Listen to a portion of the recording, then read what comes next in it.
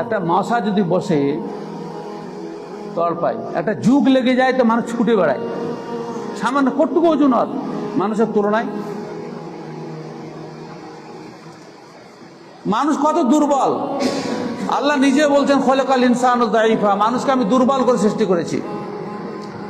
সারা সৃষ্টিজীবের মধ্যে সব থেকে দুর্বল জীব হচ্ছে মানুষ। একটা গরুকে এককালীন একসাথে যতগুলি মশাই কামড়ায়, মানুষকে যদি অতগুলি মশাই কামড়ায় তো মানুষ বাঁচবেই না।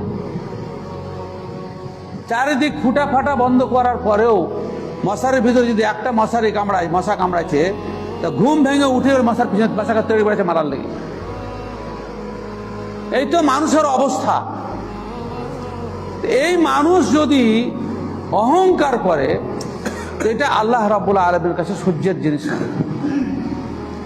আল্লাহ তাআলা নিজে বলছেন, তুমি যে অহংকার করছো, ইন্নাকা লান তাখরিকাল আরজ, মাটি খুঁড়ে তুমি ধোকারও ক্ষমতা রাখো না, ওয়ালান তাবলুগাল জিবাল তুলা, আর পাহাড়ের মতো তুমি উঁচু হতে পারবে না। একটা সামান্য সৃষ্টি, মানুষ যে পাহাড়কে কেটে কেটে টুকরো করে, সেই পাহাড়ের সমান উঁচু সে শক্তি অর্জন করতে পারবে মানুষ? কোনোদিন পারবে না। একটা পাথরের চাপ যদি কোনো মানুষের মধ্যে মানুষকে মেরে দেয় তো মানুষ শেষ। এই তো মানুষের অস্তিত্ব। সেই জন্য অহংকার আল্লাহ রাব্বুল আলামিনের কাছে সব থেকে গর্হিত অপরাধ। অহংকার কাকে বলে, আমি আজকে সেটা নিয়ে আলোচনা করব যে আমরা কত বড় অহংকারী হয়ে গেছি।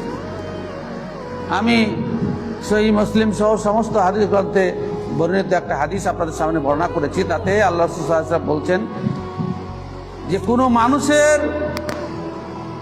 ভিতরে যদি রায়ের দানার সমান, সরিষার দানার সমান অহংকার থাকে, জান্নাতে যাবে না।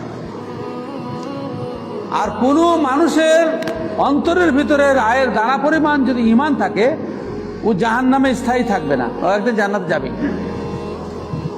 অহংকার আর ঈমানের মধ্যে এত পার্থক্য। রায়ের দানা পরিমাণ অহংকার থাকলে জান্নাতে কোনোদিন যাবে না,